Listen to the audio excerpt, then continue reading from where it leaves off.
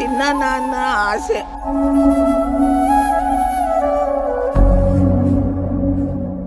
ಹೊಟ್ಟೆಗೆ ಅನ್ನ ಇಲ್ಲ ಮಕ್ಕಳಿಗೆ. ಇದೇ ಮನೆ ಇದೆ ಜೀವನ. ಹಂಗೆ ನಮ್ಮನ್ನು ನೋಡೋರು ಯಾರು ಇಲ್ಲ. ನಮಗೂ ಕಷ್ಟ ಇದೆಯಲ್ಲ.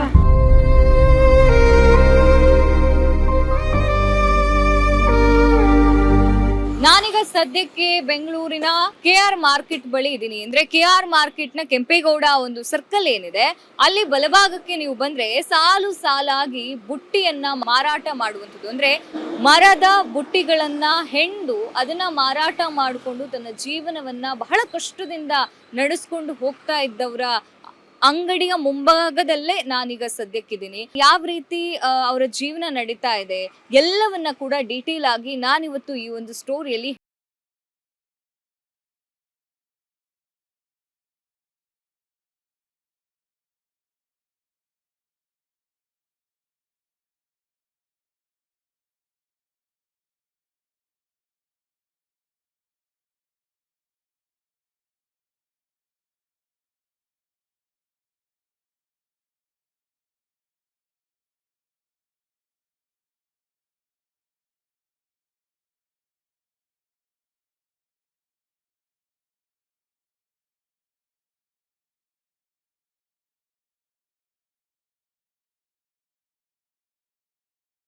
ಇದೇ ಮನೆ ಇದೆ ಜೀವನ.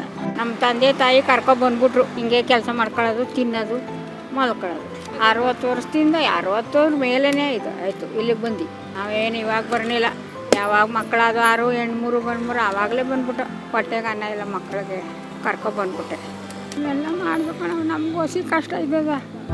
ಧೋ ಎಂದು ಮಳೆ ಸುರಿಯಲಿ, ಸುಡುವ ಬಿಸಿಲಿರಲಿ, ಇವರು ಮಾತ್ರ ರಸ್ತೆ ಬದಿಯನ್ನೇ ಮನೆ ಮಾಡಿಕೊಂಡಿದ್ದಾರೆ. ಹಣ್ಣು ಮುದುಕರಾಗಿದ್ರು ಮಕ್ಕಳ ಹೊಟ್ಟೆ ತುಂಬಿಸಲು ಇಂದಿಗೂ ಬೆವರು ಸುರಿಸುತ್ತಿದ್ದಾರೆ. ಅವ್ರು ಯಾರೂ ಇಲ್ಲ. ನಾನು ಒಬ್ಬಳೇ ದುಡಿಬೇಕು, ಮಕ್ಕಳಿಗೆಲ್ಲ ತಂದು ಹಾಕಬೇಕು. ತುಂಬ ತಾಪತ್ರೆ. ತಿನ್ನೋವತ್ತೆ ಊಟ ಇಲ್ಲ. ಸ್ನಾನ ಮಾಡೋವತ್ತಿಗೆ ನೀರೇನೋ ಸಿಕ್ಕುತ್ತೆ, ಎತ್ಕೊಬರೋಕ್ಕಾಗಲ್ಲ.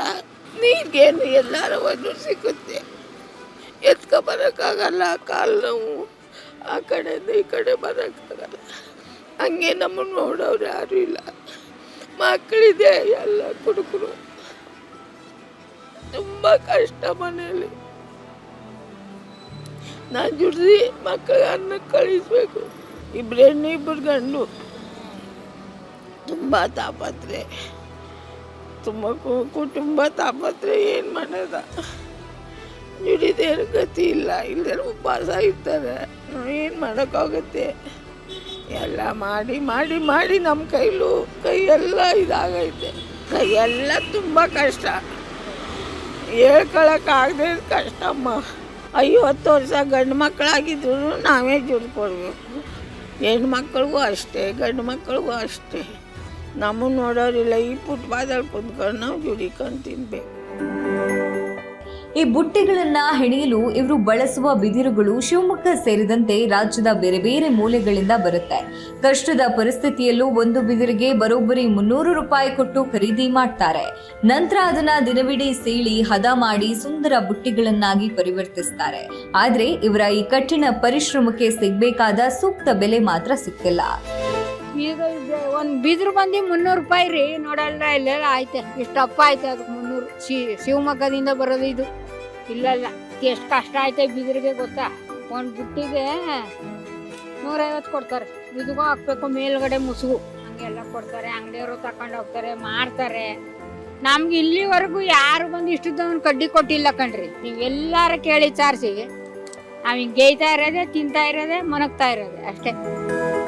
ಖೇದಕರ ಸಂಗತಿ ಅಂದ್ರೆ ಇಷ್ಟೊಂದು ವರ್ಷಗಳಿಂದ ನಮ್ಮ ನೆಲದ ಕರಕುಶಲ ಕಲೆಯನ್ನ ಜೀವಂತವಾಗಿಟ್ಟಿರುವ ಈ ಜನರಿಗೆ ಸರ್ಕಾರದ ಯಾವುದೇ ನೆರವು ಸಿಕ್ಕಿಲ್ಲ. ಬ್ಯಾಂಕ್ ಸಾಲವಿಲ್ಲ, ಹಿರಿಯ ನಾಗರಿಕರ ಮಾಸಾಶನವಿಲ್ಲ, ಕಡೆ ಪಕ್ಷ ವ್ಯಾಪಾರ ಮಾಡಲು ಒಂದು ಸೂಕ್ತ ಜಾಗವೂ ಇಲ್ಲ. ಕಣ್ಮರಿ ಆಗ್ತಾ ಇರುವ ನಮ್ಮ ನೆಲದ ಕಲೆಯನ್ನೇ ನಂಬಿ ಬದುಕ್ತಾ ಇರುವ ಈ ಹಿರಿಯ ಜೀವಿಗಳಿಗೆ ಏನಾದ್ರೂ ಸರ್ಕಾರ ಮತ್ತು ಜನಪ್ರತಿನಿಧಿಗಳು ನೆರವಾಗಬೇಕಿದೆ. ಯಾರು ಏನು ಸಹಾಯ ಮಾಡಲಿಲ್ಲ. ಹಂಗೆ ಮಳೆ ಬಂದರೆ ನೆನೆತೀವಿ, ಬಿಸಿಲು ಬಂದರೆ ಒಣಗ್ತೀವಿ. ಇದನ್ನು ಯಾರು ಸರ್ಕಾರ ನಮಗೆ ಏನೂ ಇದು ಮಾಡಲಿಲ್ಲ.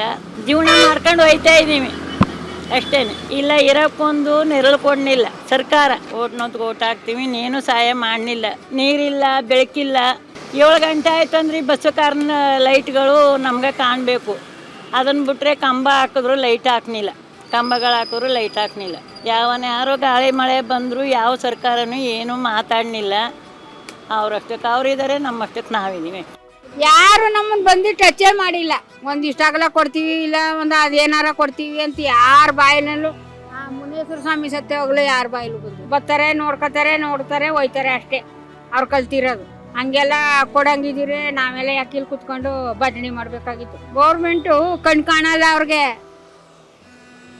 ನಮ್ಮಂಗೆ ಗೇ ತಿಂದಿದ್ರೆ ಕಷ್ಟ ಏನು, ಸುಖ ಏನು, ಒಳ್ಳೇದೇನು, ಕೆಟ್ಟದೇನು ಅಂತ ಗೊತ್ತಾಗೋದು.